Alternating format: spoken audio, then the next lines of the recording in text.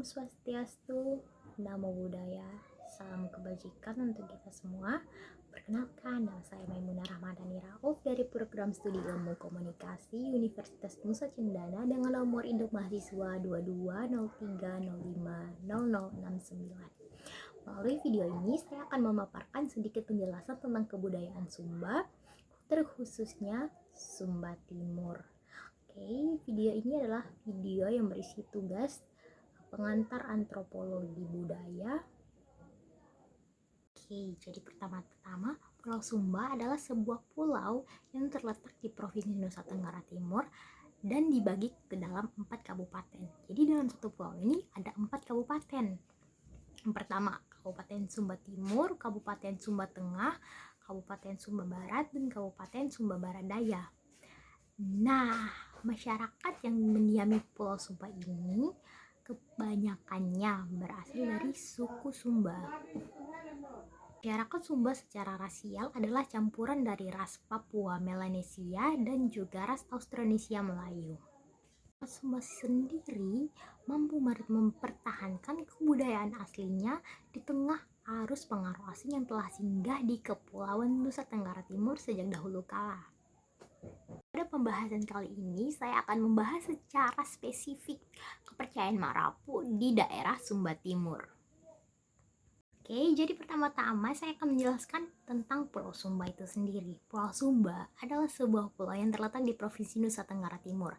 Nah, di dalam satu Pulau Sumba ini dibagi lagi ke dalam 4 wilayah kekuasaan, yaitu Kabupaten Sumba Timur, Sumba Barat, Sumba Tengah, dan Sumba Barat Daya. Masyarakat Sumba ini juga cukup dikenal mempertahankan budaya aslinya di tengah arus pengaruh asing yang telah masuk ke dalam Kepulauan Nusa Tenggara Timur. Salah satunya adalah kuburan megalitikum. Tapi kita akan bahas tentang kuburan megalitikum pada pembahasan di video yang akan datang.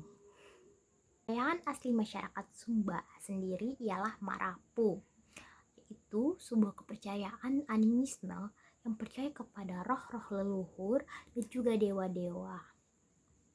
Kepercayaan Marapu ini sendiri masih bertahan hingga saat ini.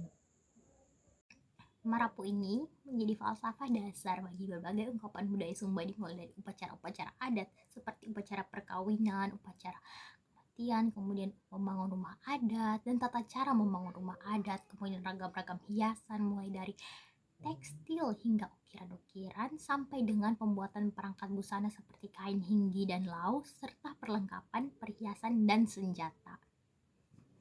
Kalau kita berbicara tentang kebudayaan dan kehidupan sosial, di Sumba Timur ini masih ada yang namanya strata sosial antara kaum bangsawan atau maramba dengan kaum-kaum pemuka agama atau kabihu dan rakyat-rakyat jelata yang biasa disebut ata.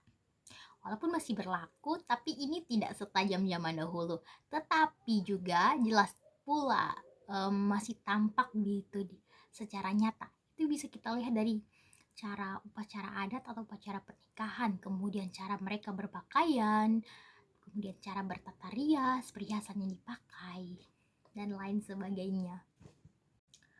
Untuk perbedaan busana ini sendiri lebih ditunjukkan oleh tingkat kepentingan suatu peristiwa.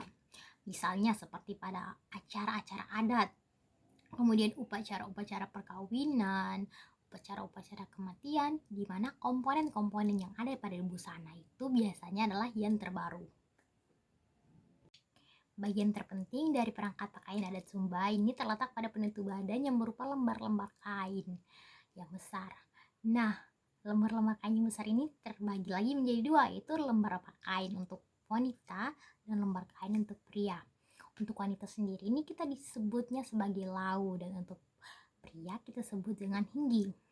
Oke, hinggi ini biasanya disebut hinggi kombo dan lau ini biasanya disebut lau pahikung. Jadi lau ini selain kain ada juga sebuah selendang yang melintang di antara bahu dan dada, itu disebutnya pahikung. Dari kain hinggi dan lau tersebut yang terbuat dari teknik tenun ikat dan pahikung serta ada juga aplikasi muti dan hadat, terungkap berbagai perlambangan dalam konteks sosial dan konteks ekonomi. Yang telah saya sebutkan sebelumnya bahwa masyarakat Sumba ini cenderung lebih ditekankan pada tingkat kepentingan atau suasana lingkungan serta suatu kejadian pada hierarki status sosial. masih ada perbedaan-perbedaan kecil. Misalnya, pada busana pria bangsawan biasanya terbuat dari kain-kain dan aksesoris yang lebih halus daripada kepunyaan rakyat jelata. Tetapi komponennya selalu tampak keseluruhannya sama. Menilik hal-hal tersebut, maka pembahasan busana pria Sumba ini ditunjukkan pada pakaian tradisional yang dikenakan pada peristiwa besar, seperti peristiwa upacara adat, pesta-pesta, dan sejenisnya. Karena pada saat inilah ia tampil dalam keadaan terbaiknya. Busana pria Sumba tersendiri ini terdiri dari bagian-bagian penutup kepala, penutup badan, dan sejumlah penunjang berupa perhiasan dan senjata tajam. Nah, senjata tajamnya ini biasanya berupa parang yang disampirkan pada bagian pinggang dan disisip di dalam sarung. Penutup badan yang digunakan ini, kain ini dibagi lagi menjadi dua, yaitu hinggi kombu dan hinggi kawuru. Hinggi kombu ini biasanya dipakai pada pinggul dan diperkuat letaknya dengan menggunakan sebuah ikat pinggang kulit yang lebar. Sedangkan hinggi kawuru atau yang kadang juga disebut dengan hinggi raukadama digunakan sebagai pelengkap. Ditaruhnya di kepala, dililitkan di tiara patang. Dan itu dia tuh seperti sejenis penutup kepala dengan lilitan atau ikatan tertentu yang menampilkan jambul. Jambul inilah yang dapat diletakkan di depan, di samping kiri atau di samping kanan, disesuaikan dengan maksud perlambangan yang ingin ditemukan. Jambul di depan ini misalnya melambangkan kebijaksanaan, kemandirian. Hinggi dan tiara ini terbuat dari tenunan dalam teknik ika dan pahikung. Khususnya yang terbuat dari teknik pahikung disebut dengan tiara pahudu. Ragam-ragam hias yang terdapat pada hinggi dan tiara terutama berkaitan dengan alam lingkungan makhluk hidup seperti abstraksi manusia atau tengkorak, kemudian udang, ayam, ular, naga, buaya, kuda, ikan, dan masih banyak lagi yang dipengaruhi oleh kebudayaan asing, contohnya Tionghoa dan Belanda, yakni naga, bendera 3 warna, mahkota, dan singa. Semua ini memiliki arti serta pelambangan yang berangkat dari mitologi, alam pikiran, serta kepercayaan mendalam terhadap Marapu. Warna hinggi juga melambangkan nilai estetis dan status sosial. Hinggi terbaik adalah hinggi kombu, kemudian hinggi kawuru, lalu hinggi raukadana, dan yang terakhir ini adalah hinggi pandapaingu. Selanjutnya, busana pria ini dilengkapi dengan sebuah kabiala yang disisipkan di sebelah kiri ikat pinggangnya. Tadi saya bilang itu dia tuh parang, tapi disebut ini sebagai kabiala.